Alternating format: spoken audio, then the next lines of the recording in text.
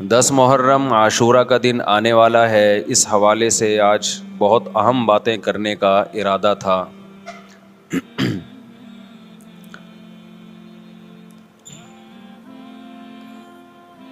محرم میں کیا کرنا چاہیے، کربلا کا واقعہ اصل ہے کیا؟ کربلا کے واقعے پر تو میں ایک پورا بیان چند سال پہلے ریکارڈ کروا چکا ہوں، لیکن اس واقعے سے اہم سبق کیا ملتے ہیں؟ محرم میں ہم کون سے ایسے کام کر رہے ہیں جس سے ہم اللہ کے غضب کے مستحق ٹھہر رہے ہیں؟ یہ چند باتیں ہیں جس پر انشاءاللہ آج میں بات کروں گا۔ اللہ تعالی ہم سب کو عمل کی توفیق عطا فرمائے اور حق کہنے کی توفیق عطا فرمائے۔ دیکھو ایک بات خوب اچھی طرح سمجھ لو، اسلام 1400 سال پہلے مکمل ہو چکا ہے۔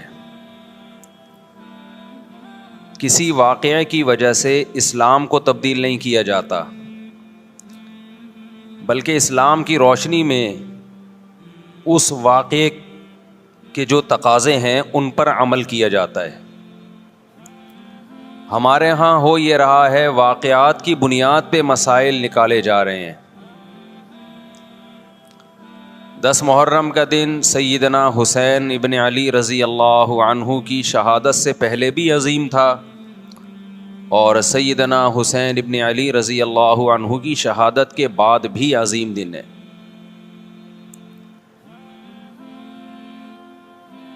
آج آپ نے ایک نعرہ بہت سنا ہوگا کہ جی اسلام میں فرقہ واریت نہیں ہے، ہم کسی فرقے سے نہیں ہیں۔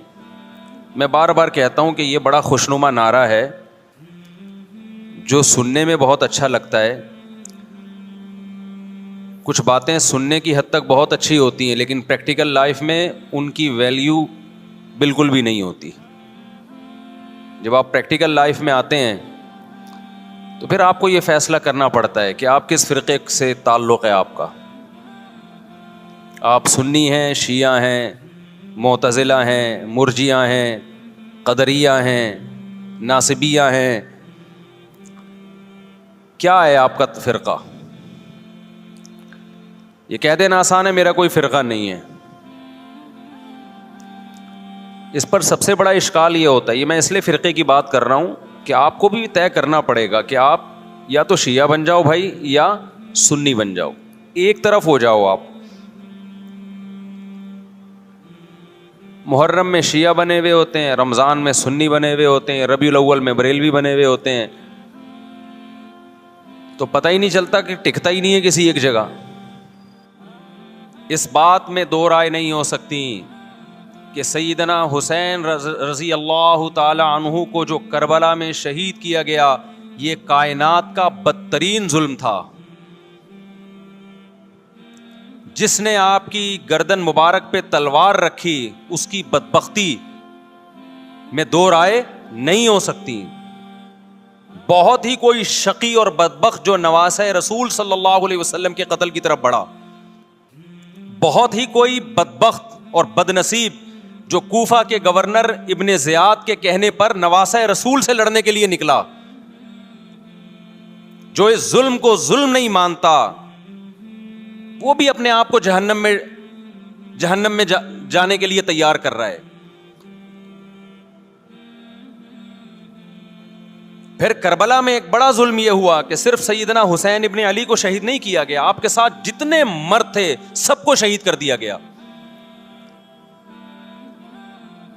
لیکن ہمیں پیغمبر صلی اللہ علیہ وسلم اور صحابہ کی سیرت میں کیا ملتا ہے؟ میں ایک آیت سے آپ کو سمجھاتا ہوں۔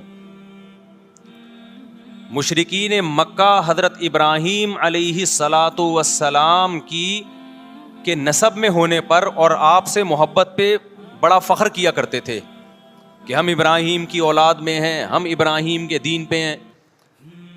اللہ نے کیا فرمایا رسول اللہ صلی اللہ علیہ وسلم سے کہ ان اول الناس بابراہیم للذین اتبعوہ، اے نبی آپ ان سے کہہ دیجئے ابراہیم سے محبت کے خالی پیلی کے دعوے مقبول نہیں ہے.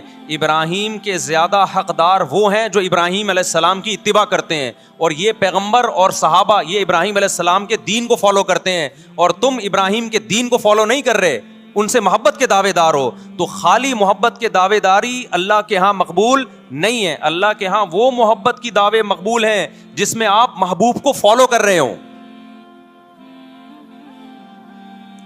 سیدنا حسین ابن علی رضی اللہ تعالی عنہ جو جنت کے جوانوں کے سردار ہیں, آپ سے محبت کا دعویٰ اس وقت مقبول ہوگا جب آپ سیدنا حسین کی سیرت کو فالو کریں گے. رونا پیٹنا ماتم کرنا یہ سیدنا حسین اور اہل بیت کی سیرت نہیں ہے. صبر کرنا, ظالم کے سامنے ڈٹ جانا, جان کے خوف سے اپنی پالیسیوں سے پیچھے نہ ہٹنا, یہ سیدنا حسین ابن علی رضی اللہ عنہ کی سیرت ہے جو آج ہمیں کہیں بھی نظر نہیں آتی.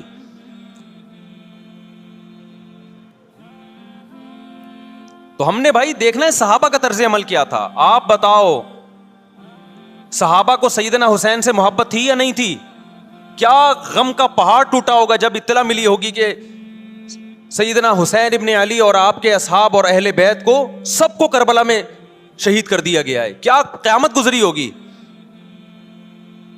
کوفہ سے ایک شخص آیا نا عبداللہ بن عمر سے پوچھنے لگا جو مارنے پر دم کا مسئلہ. انہوں نے فرمایا تم نے پیغمبر کے نواسے کو قتل کر دیا اور مسئلہ یہ پوچھ رہے ہو کہ جو مارنے پر دم آئے گا کہ نہیں آئے گا. ایک طرف تم نے پیغمبر کے نواسے کو قتل کر دیا کربلا میں, اور اب ہم سے آ کے مسئلہ پوچھتے ہو جو مارنا جائز ہے یا نہیں ہے. صحابہ کے ہاں یہ غم کم غم نہیں تھا. دیکھو حضرت معاویہ رضی اللہ تعالی عنہ کے ہاتھ پہ بھی حضرت حسین نے بیعت نہیں کی, لیکن بغاوت بھی نہیں کی. کیوں؟ بغاوت سے فتنے کا اندیشہ تھا.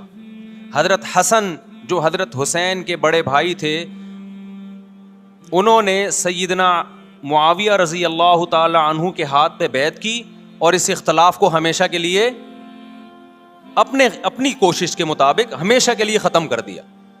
ختم ہوا نہیں ہوا ایک الگ بحث ہے, لیکن حضرت حسن کا مقصد کیا تھا کہ مسلمانوں کی دو جماعتوں کو میں آپس میں لڑتا ہوا نہیں دیکھ سکتا. لوگوں نے کہا آپ خلافت کے حقدار ہیں, آپ نے فرمایا میں دستبردار ہوتا ہوں سیدنا معاویہ کے حق میں.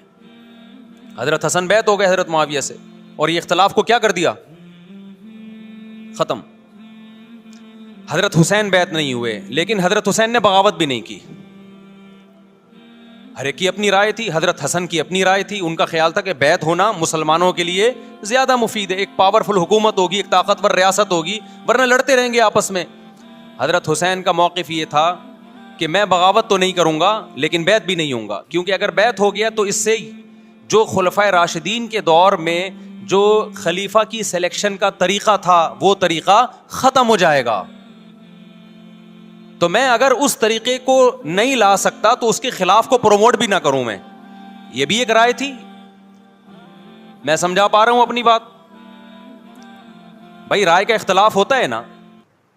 نبی صلی اللہ علیہ وسلم نے فرمایا اذا اجتہد المجتہد فإن اصاب فلہ اجران وإن اخطأ فلہ اجر واحد. جب کوئی مجتہد اللہ کی رضا کو سامنے رکھ کے اجتہاد کرتا ہے, صحیح اور غلط کا فیصلہ کرنے بیٹھتا ہے, رائے یعنی اس کا مقصد اللہ کی رضا ہو, تو اگر وہ درست نتیجے پہ پہنچے تو 2 ثواب, غلط نتیجے پہ پہنچے تو بھی 1 نیکی اس کو ملتی ہے, اس لیے کہ اس کے بس میں جو خیر خواہی کا کے لیے جو تھا وہ اس نے کر دیا. رائے کا اختلاف ہوتا ہے. تو حضرت حسن رضی اللہ تعالیٰ عنہ بیعت ہوئے حضرت معاویہ کے ہاتھ پہ. سیدنا حسین نہ بیعت ہوئے اور نہ آپ نے بغاوت کی, خاموشی اختیار کی. حضرت معاویہ رضی اللہ تعالی عنہ نے سیدنا حسین کو تلوار کی زور سے بیعت پر مجبور نہیں کیا, بلکہ نواسہ رسول کا خیال کیا اور وصیت بھی کی لوگوں کو. لیکن جب حضرت معاویہ کے بعد یزید جانشین ہوا, اس کی سب سے بڑی غلطی یہ تھی کہ اس نے نواسہ رسول صلی اللہ علیہ وسلم اور آپ کے ساتھ جو چند اہل بیت اور چند صحابہ تھے, اس وقت بھی حضرت حسین نیوٹرل تھے. نہ حضرت حسین نے بغاوت کا ارادہ کیا اور نہ بیعت کرنے کا ارادہ کیا. یزید ابن معاویہ کو چاہیے تھا کہ سیدنا حسین رضی اللہ عنہ کو اپنے حال پہ چھوڑ دیتا، اپنے والد کی طرح.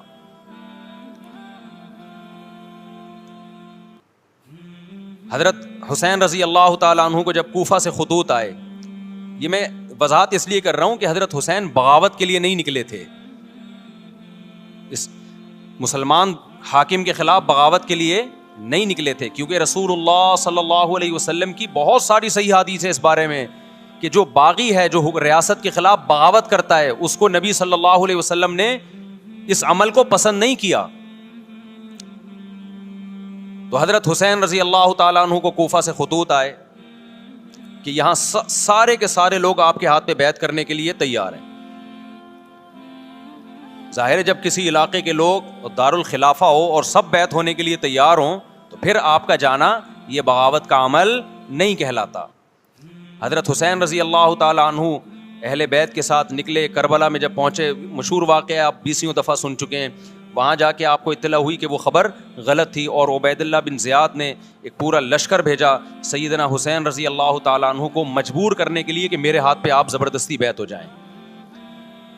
حضرت حسین رضی اللہ تعالیٰ عنہ نے مطالبے رکھے کہ یا تو مجھے واپس جانے دیا جائے، اور اگر بیعت کرنا ہی ہے تو میں دمشق میں امیر کے ہاتھ پہ جا کے بیعت کروں گا. بہت معقول مطالبے تھے یہ. میرا مقصد ابھی کربلا کا واقعہ بیان کرنا نہیں ہے، اس پہ بہت کچھ کہا جا چکا ہے، خود میرا بھی بیان اس پہ تفصیل سے ہو چکا ہے. اس کے بعد بھی سیدنا حسین رضی اللہ تعالیٰ عنہ کو مجبور کرنا کہ عبید اللہ بن زیاد جو بدبخت انسان، جو قاتل تھا اہل بیت کا، اسی کے ہاتھ پہ لازمی بیعت ہوں، جبکہ وہ امیر بھی نہیں ہے، وہ گورنر ہے ایک علاقے کا. تو نواسہ رسول کا خیال نہ کرنا یہ بدترین ظلم تھا جو اس وقت حکومت سے ہوا ہے. حضرت حسین رضی اللہ تعالیٰ عنہ، دیکھو نبی صلی اللہ، آج ہم دیکھتے ہیں کہ جو بڑا آدمی ہوتا ہے نا، اس کی قربانیاں ہوتی ہیں، اس کی بڑی بڑی قربانیاں ہوتی ہیں. چھوٹے اپنے بڑوں کی قربانیوں کو کیش کراتے ہیں. آپ نے دیکھا ہوگا فلاں نے بڑی قربانیاں دی اور بچے موج کر رہے ہیں، دیکھا نا آپ نے. لیکن اللہ تعالیٰ نے رسول اللہ صلی اللہ علیہ وسلم کے نسب کو اس سے محفوظ کیا. ہمارے نبی کے 2 بیٹے حسن حسین، آپ کی نسل حضرت فاطمہ سے چلی ہے، دونوں شہید ہوئے ہیں.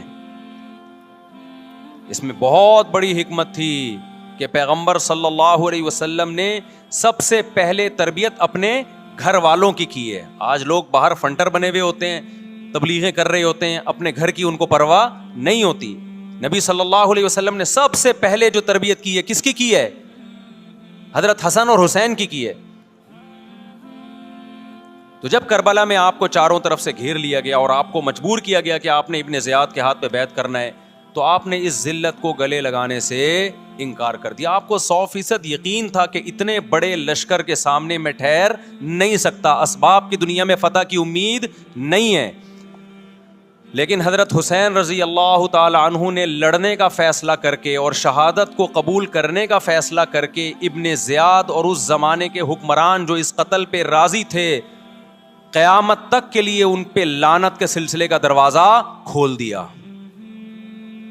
بعض دفعہ اللہ بھی یہ چاہتے ہیں کہ بدبختوں کو ڈھیل ملے تاکہ ان کا جرم سنستدرجہم من حیث لا یعلمون. قرآن کہتے ہیں نا ہم ان کو ڈھیل دیں گے، ان کو برائی میں ہم آگے بڑھنے دیں گے، ایسے بڑھنے دیں گے کہ ان کو خود بھی پتہ نہیں چلے گا، تاکہ قیامت کے دن ان کا عذاب ان کو کئی گنا بڑھا کر دیا جائے.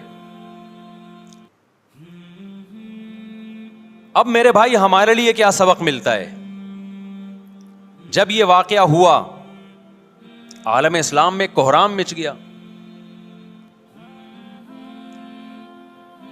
لیکن کیا اس واقعے کے بعد اہل بیت کی جو مقدس اور پاکیزہ عورتیں تھیں، کیا انہوں نے نوحہ کیا یا صبر کیا؟ آپ کا ضمیر کیا کہتا ہے؟ انہوں نے نوحے پڑے ہوں گے یا صبر کیا ہوگا؟ بولو بھائی، صبر کیا. عبداللہ بن عمر رضی اللہ تعالیٰ عنہ جو کوفہ والوں کو ملامت کیا کرتے تھے کہ تم جو مارنے کے مسئلے ہم سے پوچھتے ہو، تم نے حسین کا قتل کر دیا، تو یہ حضرت ابن عمر نے اسی لیے کہا نا کہ آپ کو اس کا غم ہوا تھا. تو ابن عمر کا عمل کیا تھا؟ کیا انہوں نے ماتم کیا؟ کیا انہوں نے چھوروں سے اپنے آپ کو مارا؟ حضرت حسین کا قتل بھی ظالمانہ، اور اس سے پہلے سیدنا عثمان کا قتل بھی ظالمانہ. اگر نوحہ یا ماتم جائز ہے تو حضرت عثمان کی شہادت کے دن بھی جائز ہے, حضرت حسین کی شہادت کے دن بھی جائز ہے. اور اگر ناجائز ہے تو جیسے عثمان کی شہادت کے دن ناجائز, حسین کی شہادت کے دن بھی ناجائز ہے. سمجھ میں آ رہی ہے بات کہ نہیں آ رہی ہے؟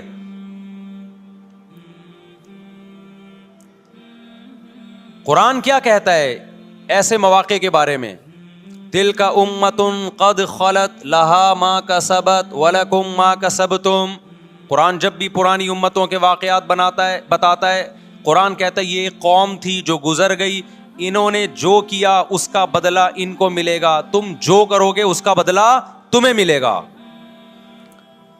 تو ہمیں اللہ نے اس واقعے میں بھی بتا دیا کہ سیدنا حسین کا واقعہ, کربلا کا واقعہ جب سنا کرو تو یہ سوچا کرو یہ قوم تھی جو گزر گئی, جس نے اچھا کیا, حسین ابن علی نے اچھا کیا, ان کو اس اچھائی کا بدلہ ملے گا. اور جو حضرت حسین کے قتل کے حضرت سیدنا حسین کے مبارک خون سے جن کے ہاتھ آلودہ ہوئے, کیونکہ قتل کیا نا انہوں نے, تو لہا ما کسبت, ان کو اس ظلم کا بدلہ بھی ملے گا. تو ہمارا کام کیا ہے؟ ہم نے فالو کرنا ہے حسین کے راستے کو, نہ کہ حسین کے نام پہ ہم نے ماتم کرنے ہیں. حسین کا راستہ کیا ہے جس کو ہم نے فالو کرنا ہے؟ اب میں چند چیزیں آپ کو بتاتا ہوں. سب سے پہلا سبق جو ہمیں کربلا میں ملتا ہے کہ عزت اور دین, ایک طرف دنیا ہے. دیکھو اگر حضرت حسین رضی اللہ تعالیٰ عنہ ابن زیاد کے ہاتھ پہ جا کے بیعت ہو جاتے, آپ کیا سمجھتے ہو بے تحاشا مال و دولت حضرت حسین پہ خرچ نہیں کرتا کیا وہ؟ جب ایک بڑا آدمی کسی کے ہاتھ پہ بیعت ہوتا ہے تو اس کو بھی تو فائدہ ہوتا ہے نا اس سے. اور کیا حضرت حسین کو یقین نہیں تھا کہ کربلا میں شہید ہو جاؤں گا؟ فتح اور نصرت کی اسباب کی دنیا میں کوئی امید نہیں تھی, مگر آپ نے اہل بیت کو کربلا میں رسوا کرنے پر عزت کی موت کو ترجیح دی ہے. آج اگر آپ میں یہ ظرف ہے کہ آپ عزت کی موت کو ذلت کی زندگی پر ترجیح دیتے ہو تو پھر آپ حسینی ہو. نہیں آئی بات میرا خیال ہے سمجھ. سیدنا حسین کی سخاوت کے واقعات ہیں. سیدنا حسین باغی نہیں تھے رضی اللہ عنہ. پھر جو اہل بیت کا طرز عمل کیا تھا, محرم میں کیا کیا ہو رہا ہے میں آپ کو بتاتا ہوں. ان میں سے کوئی بھی عمل نہ ہمیں قرآن سے ملتا ہے نہ صحابہ سے ملتا ہے ہمیں. تو ما انا علیہ و اصحابی جو جنتی فرقہ ہوگا اس کی جو علامتیں ہیں, تو جب آپ ان علامتوں کے خلاف چلو گے, صحابہ و تابعین کو فالو نہیں کرو گے, تو آپ پھر اپنے آپ کو سنی کہنا چھوڑ دو. آپ بتاؤ مجھے اسلام میں کوئی مہینہ منحوس ہے؟ بولو نا, کوئی مہینہ منحوس ہے؟ تو آپ محرم کو منحوس کیوں کہتے ہو؟ لوگ مجھے کہتے ہیں مفتی صاحب فرقہ واریت پھیلا رہے ہیں. دیکھو فرقہ واریت جب پھیلا رہا ہوں جب میں کسی فرقے کے خلاف آپ کو کر رہا ہوں.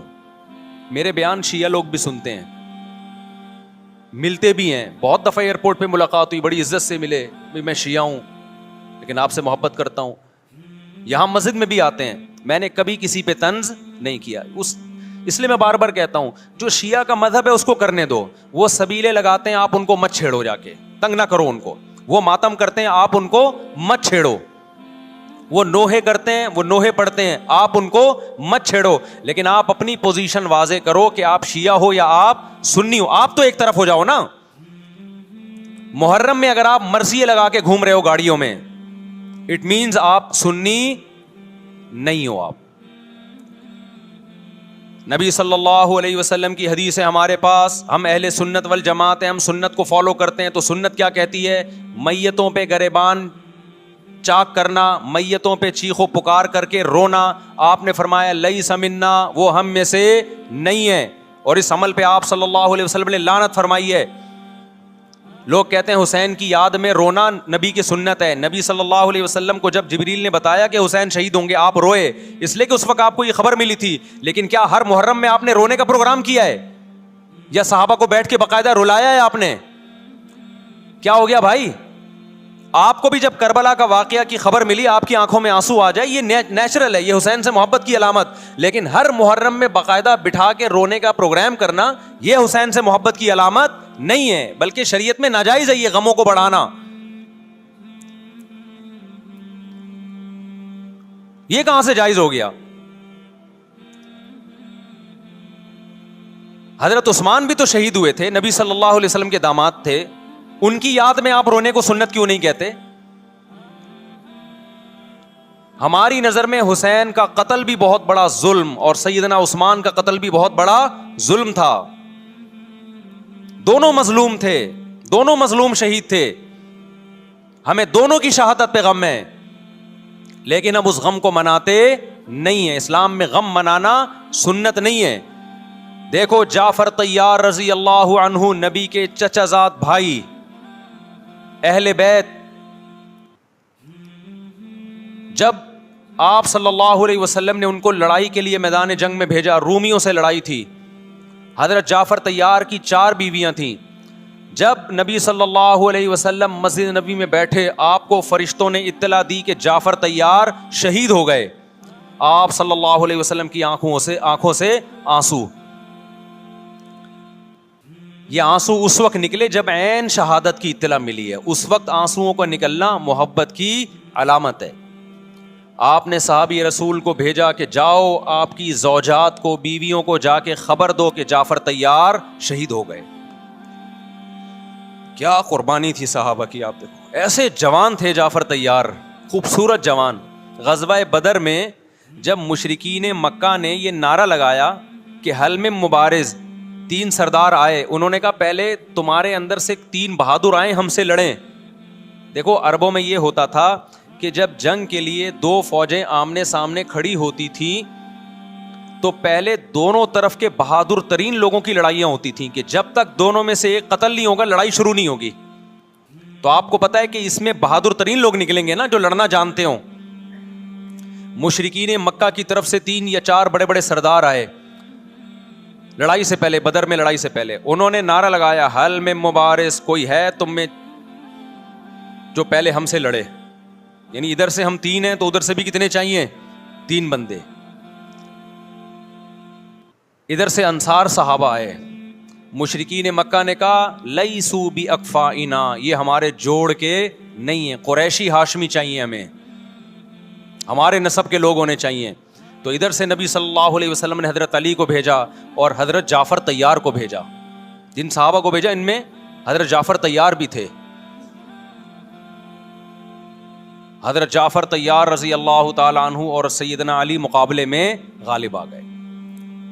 خوبصورت صحابی، نجاشی کے سامنے آپ نے تقریر کی ہے، ہجرت کی ہے نا جب حبشہ کی طرف، تو نجاشی نے پوچھا جعفر طیار سے کہ تمہارے پیغمبر جو کلام لے کر آئے ہیں وہ سناؤ.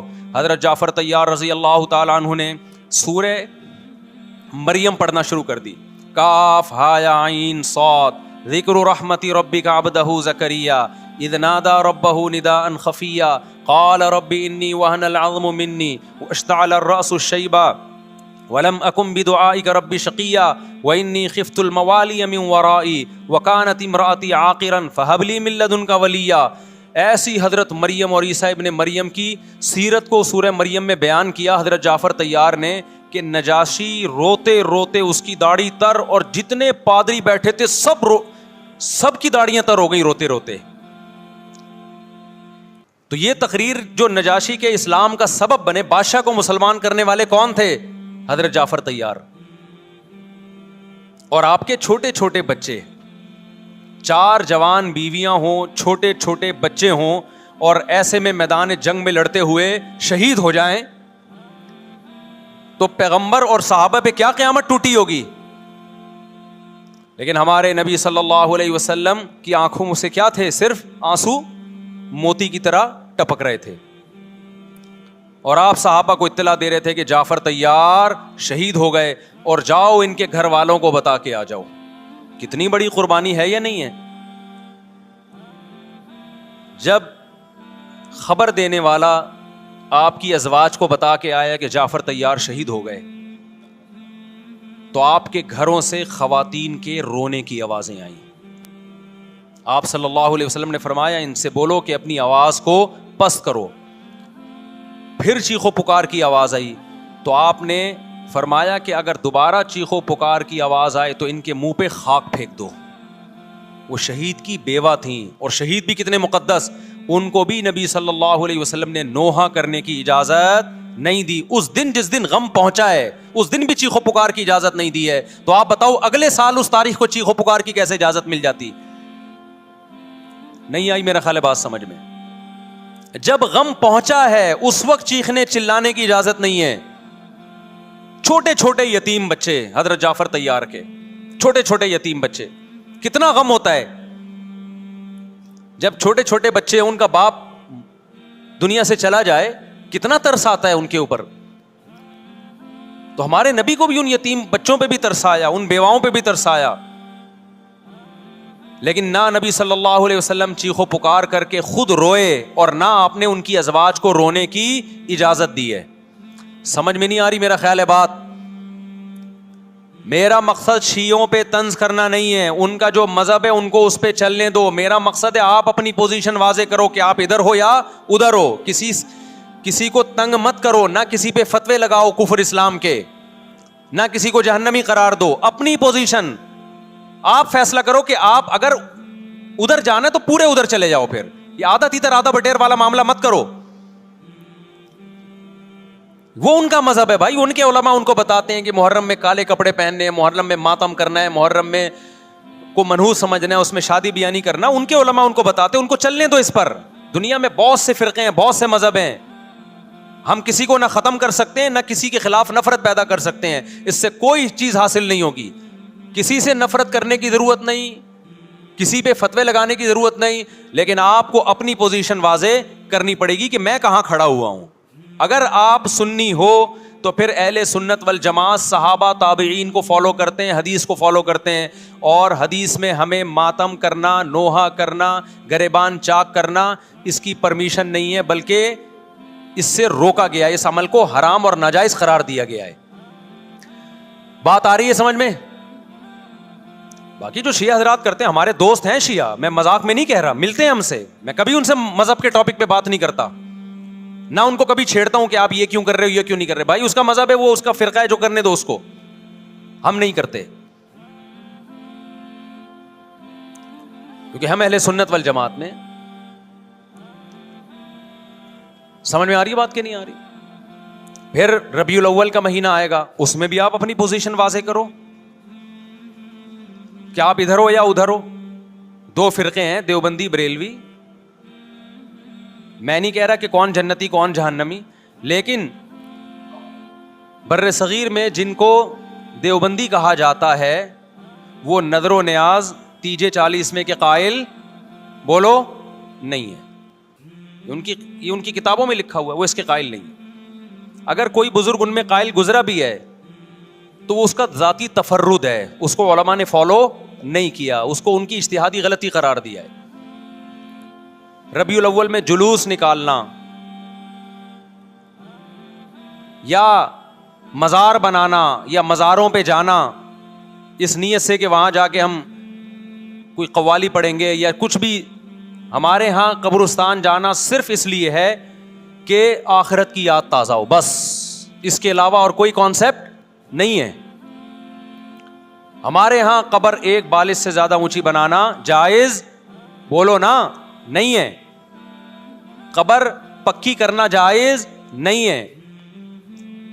تیجے 40 میں کرنا جائز بولو نہیں. آج ایک صاحب آئے, کہنے لگے میری ساس کا 40واں ہے, فجر میں کہنے لگے مجھے, کہہ رہے میں نہیں گیا تو بڑا مسئلہ ہو جائے گا. میں نے کہا بھائی ایک فیصلہ کرو, گرین چینل یا وائٹ چینل, ایک طرف ہو جاؤ بھائی, کیونکہ وائٹ چینل میں یہ جائز نہیں ہے, نہ 40واں ہے نہ تیجا ہے. اب لوگ مذاق اڑاتے ہیں مر گیا مردود نہ فاتحہ نہ درود.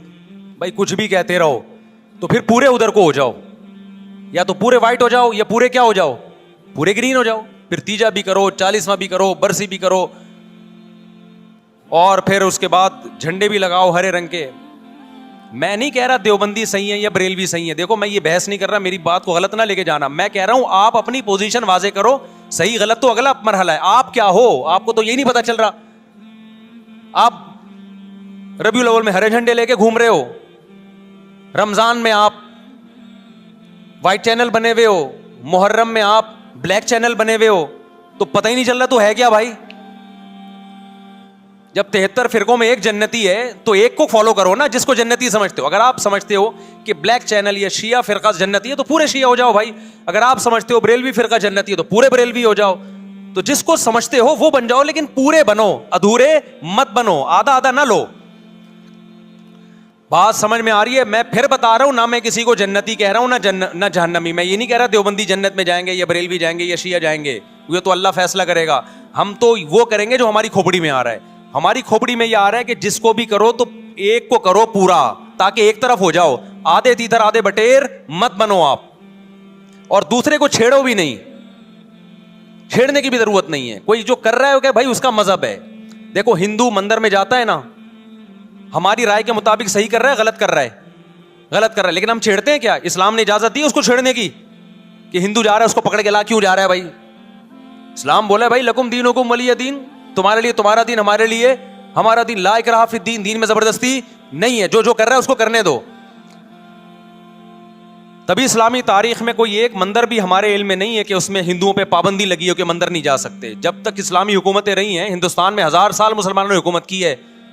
अगर हिंदुओं को मंदिर जाने से रोक देते तो आज ये मंदिर खत्म होते। इस्लामी हुकूमत जब खत्म हुई है तो भी मंदिर, लाखों की तादाद में मंदिर थे। इस्लाम मस्जिद जाने का हुक्म देता है या चर्च जाने का? बोलो। मस्जिद। चर्च जाने को गलत समझता है क्योंकि वहां गैरुल्लाह की, ईसा इब्न मरियम की इबादत हो रही है। लेकिन क्या इस्लाम आपको परमिशन देता है कि कोई ईसाई चर्च जा रहा हो तो आप उसको रोको कि तू क्यों जा रहा है बे, मस्जिद में आ? इजाजत देता है? या इस्लाम ये कहता है कि उससे बदतमीजी शुरू कर दो आप? बोलो क्या हो गया, आपको सबक याद करा रहा हूं मैं, बदतमीजी शुरू कर दो। या इस्लाम ये इजाजत देता है कि उससे अच्छा सलूक ना करो? कतई इजाजत नहीं, बल्कि कुरान तो कह रहे हैं इन्नल्लाह युहिब्बुल मुक़सितीन, जो गैर मुस्लिम तुमसे लड़ नहीं रहे मैदान जंग में, उनसे तुम्हें अच्छा सलूक करना पड़ेगा, क्योंकि अल्लाह अच्छा सलूक करने वालों को पसंद करता है। सहाबा किराम गैर मुस्लिमों को भी हदिये दिया करते थे, नबी सल्लल्लाहु अलैहि वसल्लम ने यहूदियों को भी हदिये दिए। तो जो मजहब इस्लाम की तरफ मंसूब नहीं है, जब हमें उनसे अच्छे सलूक का हुक्म है, तो जो मजहब इस्लाम की तरफ मंसूब हैं, कतई नजर इससे कि वो इस दावे में सच्चे हैं या झूठे, ये तो बहस एक अलग है, लेकिन निस्बत किसकी तरफ कर रहे हैं? इस्लाम की तरफ। तो हमें उनसे बदतमीजी बदसलूकी की कहां से इजाजत होगी? तो मैं नहीं कह रहा कि आप शिया बरेलवियों से दुश्मनी करना शुरू कर दो, उनकी दावतें अटेंड ना करो, उनसे कारोबार छोड़ दो, या उनको जा जाके तंग करो, क्यों सबील लगा के बैठे हो, क्यों मातम कर रहे हो, ये काम मत करो आप।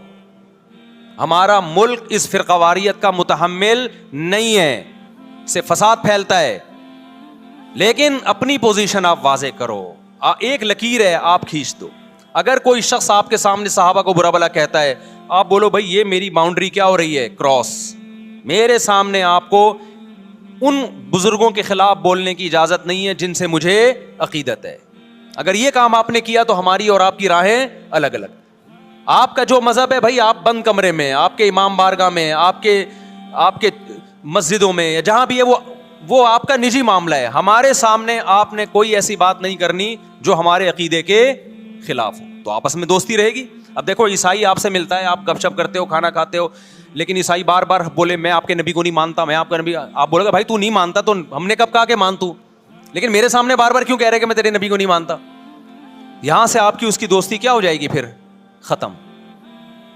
तो गैर मुस्लिमों के भी दो किस्में, किसी भी मसलक के लोगों से मिलो, किसी भी फिरके के लोगों से मिलो, कोई झगड़ा नहीं, कोई बहस नहीं, एक दूसरे को खाना भी है, एक दूसरे को खिलाना भी है, एक दूसरे से खाना भी है, एक दूसरे की दावतों में भी शिरकत करनी है।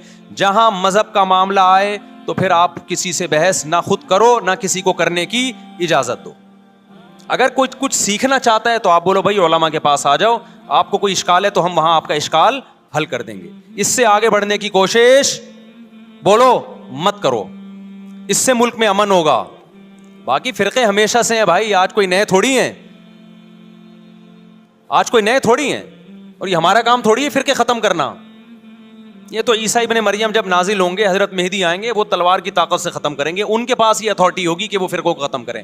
آپ نے یہ کرنا ہے کہ دوسرے کے مسلک کو چھیڑنا نہیں ہے اور اپنا چھوڑنا نہیں ہے. مسئلہ آپ کے ساتھ یہ ہو رہا ہے کہ دوسرے کو چھیڑ بھی رہے ہو اور اپنا چھوڑ بھی رہے ہو، دونوں الٹے کام کر رہے ہو.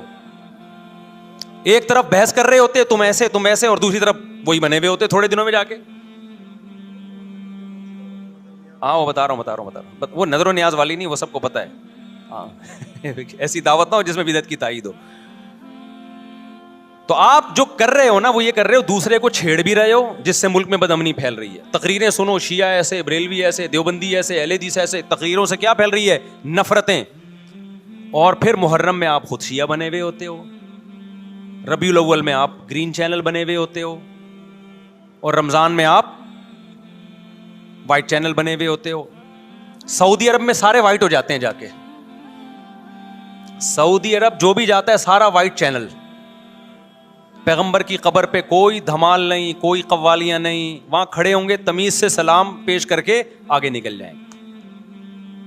وہاں کوئی چیخو پکار نہیں، وہاں جا کے سارے کیا ہو جاتے ہیں؟ وائٹ، کیونکہ وہاں حکومت کا ڈنڈا ہے. ٹھیک ہے نا؟ تو گورنمنٹ کے پاس تو یہ اختیار ہے بھائی ڈنڈا چلائے، ہمارے پاس یہ اختیار نہیں. ہم تو تمیز سے بات کریں گے، سمجھائیں گے، محبتیں پھیلائیں گے، کیونکہ جب عوام ڈنڈا چلاتی ہے تو اس سے اصلاح کم اور فساد زیادہ ہوتا ہے. تو میں بار بار کہہ رہا ہوں بھائی دوستیاں رکھو، کوئی دفتروں میں شیعہ سنی لڑائی نہ ہونے دو، یہ غلط ہے. محبتیں پھیلاؤ لیکن مسلک کو چھوڑنا نہیں ہے. جب کوئی آپ سے کہے محرم میں یہ کام کرو، بولو بھائی ہم چونکہ اہل سنت والجماعت میں سے ہیں، ہم چونکہ سنی ہیں، لہذا ہمارے ہاں کوئی مہینہ ہمارے مذہب کے مطابق منحوس نہیں ہے. پھر کوئی آپ کو اصرار کرے نہیں یہ نہیں یہ نہیں یہ، آپ بولو بھائی ہم تم پہ اپنا مسلک تھوپ رہے ہیں کیا؟ تم جلوس نکالتے ہو، تم ماتم کرتے ہو، ہم تو نہیں تمہیں روکتے آ کے، بلکہ گورنمنٹ تمہیں تحفظ دیتی ہے، سیکیورٹی دیتی ہے گورنمنٹ تمہیں. تو جب ہم اپنا مسلک تم پہ نہیں تھوپتے تو تم اپنا مسلک ہم پہ کیوں تھوپ رہے ہو بھائی؟ تو ہم محرم میں بھی شادی کریں گے، ربیع الاول میں بھی کریں گے، سفر میں بھی کریں گے، رمضان میں بھی کریں گے. ہم نے تو 4 کرنی ہے. ہم مہینوں کے حساب سے شروع کر دیں تو پھر ہمارے تو بڑے مسئلے ہو جائیں گے بھائی. سمجھ میں آ رہی ہے بات کہ نہیں آ رہی؟ حضرت جعفر طیار اہل بیت میں سے تھے، کتنی زوجات تھیں؟ 4 تھیں. حضرت علی کی کتنی تھیں ایک وقت میں؟ حضرت فاطمہ کے دنیا سے جانے کے بعد 4 تھیں. یہ بھی ہے سنت میں. نکاح کو فروغ دو، یہ اہل بیت کا طریقہ ہے تاکہ سوسائٹی میں زنا کم ہو، بیوہ طلاق یافتہ عورتوں کو ٹھکانہ ملے.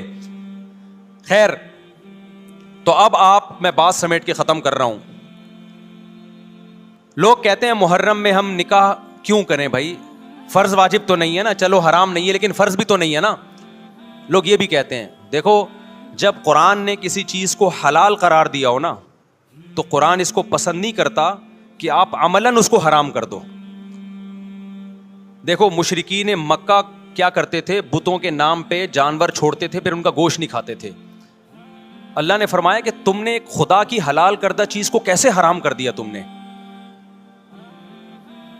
نبی صلی اللہ علیہ وسلم نے قسم اٹھائی میں شہد نہیں کھاؤں گا. آپ نے فرمایا لما تحرم ما احل اللہ لک، اے نبی جو چیز اللہ نے آپ کے لیے حلال کر دی آپ کیسے اپنے اوپر حرام کر رہے ہیں؟ اس سے پتہ چلتا ہے کہ اگر آپ محرم میں نکاح کرنا چاہتے ہیں لیکن آپ یہ سوچ کے ڈیلے کر دیتے ہیں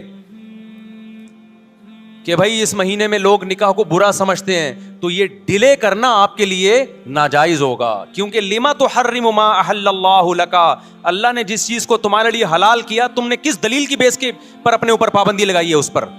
ایک تو ہے نا کسی کو شادی کا خیال ہی سفر میں آ رہا ہے، ربیع الاول میں آ رہا ہے، وہ تو ایک الگ بات ہے، لیکن اس کا نکاح محرم میں ہونا تھا. صرف محرم کی وجہ سے وہ ڈیلے کر رہا ہے کہ جی میں ربیع الاول میں لے کے جاؤں گا.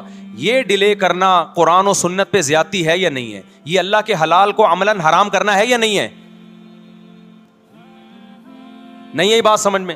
پھر اگر کوئی شیعہ آپ سے کہتا ہے کہ بھئی آپ ہمیں چھیڑنے کے لیے یہ کام کر رہے ہو، آپ بولو نہیں بھائی ہم آپ کو چھیڑنے کے لیے نہیں کر رہے، آپ کا مسلک ہے، آپ اس پر عمل کریں، ہمیں اس پہ کوئی اعتراض نہیں ہے. لیکن ہم کس کے پر عمل کریں گے؟ ہم اہل سنت والجماعت ہیں. کتنے صحابہ ہیں، خود نبی کی نکاح محرم میں ہوا ہے، اور ویسے بھی ہمارے ہاں شہادت ایک منحوس عمل نہیں ہے، شہادت ایک مبارک عمل ہے۔ 10 محرم پہلے سے فضیلت والا دن تھا، محرم پہلے سے فضیلت والا مہینہ تھا۔ حسین ابن علی کی شہادت سے اس مہینے کے تقدس کو 4 چاند لگ گئے ہیں اور مقدس ہو گیا یہ مہینہ۔ یہ کیسی بات ہے جو شہادت کا دن ہو ہم اس کو منحوس قرار دے دیں؟ بھائی ہمارا یہ جگرا نہیں ہے۔ سمجھتے ہو کہ نہیں سمجھتے ہو؟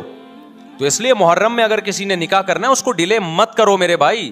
لوگ کہتے ہیں فرض تو نہیں ہے نا، آپ اگر اس کے نحوست منحوس ہونے کی وجہ سے ڈیلے کر رہے ہو تو پھر آپ پہ فرض ہوگا کرنا۔ کیوں؟ اس آیت کی روشنی میں لما تحرم ما احل اللہ لک، اے نبی جس چیز کو اللہ نے حلال قرار دیا آپ کس دلیل کی بیس پہ اس کو اپنے اوپر حرام کرتے ہیں؟ سمجھتے ہو کہ نہیں سمجھتے؟ تو اسی طرح یہ جو باقی کام محرم میں ہو رہے ہیں، مرثیے سن رہے ہیں لوگ، نوحے سن رہے ہیں، رکشے والوں نے بھی لگائے ہوئے ہیں، تو بھائی شیعہ حضرات کا مسئلہ کہ ان کو کرنے دو، آپ یہ عمل مت کرو۔ اگر آپ سنی ہو تو پھر اہل سنت والجماعت کے ہاں میتوں پہ رونے کے مرثیے یہ جائز نہیں ہے، کیونکہ اس سے غم بڑھتا ہے۔ ہمارے نبی نے جعفر طیار رضی اللہ عنہ کی زوجہ کو، جن کا حقیقی غم تھا اس وقت، ان کو نہیں رونے دیا، تو ہمیں کیسے آپ صلی اللہ علیہ وسلم چیخو پکار کی اجازت دیں گے؟ اسی طرح محرم میں سبیلیں لگانا، اس کی بھی کوئی دلیل نہیں ہے۔ سیدنا حسین ابن علی تو پیاس ظلم سے شہید ہوئے، وہ ایک طرف آپ کہتے ہیں وہ پیاسے تھے ان کو پانی نہیں ملا، دوسری طرف آپ اس دن میں لوگوں کو پانی پلا رہے ہیں، تو اس کی لاجک بھی نہیں بنتی کوئی۔ اسلام نے 10 محرم کو روزے کا دن قرار دیا، روزہ اور سبیل جمع نہیں ہو سکتے۔ سمجھتے ہو کہ نہیں سمجھتے؟ آپ کہہ سکتے ہیں کسی کو پانی پلانے پر کون پابندی لگا سکتا ہے؟ پانی پلاؤ بھائی پورے سال، اسپیسیفک ان دنوں میں کیوں پلا رہے ہیں آپ؟ تو جو شیعہ حضرات ہیں ان کا مسلک ہے، ان کو کرنے دیں۔ میں بار بار اس لیے کہہ رہا ہوں ایسا نہ ہو چھیڑ چھاڑ شروع کر دے جا کے، پہلے ہی ملک میں لڑائیاں بہت ہو رہی ہیں، دوبارہ ایک نئی جا کے بتا یہاں بھی سبیل لگی ہوئی ہے، جا کے ان کو چھیڑنا شروع کر دو۔ سبیل کیوں لگا؟ چھیڑنے کی اجازت نہیں ہے کسی کو، آپ نہ لگائیں نہ پئیں، بولے بھائی ہمارے لیے محرم ایسا ہے جیسے دوسرے مہینے ہوتے ہیں، 4 مہینے محترم ہے، محرم، رجب، ذی-قعدہ، ذی الحجہ، تو جتنا ذی-قعدہ ذی الحجہ ہے اتنا ہی محرم اور رجب ہے، تو جیسے ان مہینوں میں نارمل رہتے ہو ان میں بھی ہم نے ایسے ہی رہنا ہے۔ سمجھتے ہو کہ نہیں سمجھتے ہو؟ اور حلیم کی دیگیں مت پکاؤ محرم کی راتوں میں، حلیم کھا سکتے ہو جب چاہو اس خاص ان دنوں میں، اور ویسے بھی جو لوگ پوری رات حلیم کے دیگڑے میں گھوٹے لگاتے ہیں صبح روزہ نہیں رکھتے ہو۔ کیا خیال ہے جب آپ پوری رات دیگڑے میں گھومتے رہو گے؟ دیکھا نہیں ہے پوری رات دیکھ کے اندر گھومتے رہتے ہیں، جیسے موت کے کنویں میں نہیں بائک چلاتا بندہ، تو صبح روزہ رکھے گا ایسا آدمی؟ تو یہ ساری چیزیں آپ کو اس کام سے روکتی ہیں جو سنت سے ثابت۔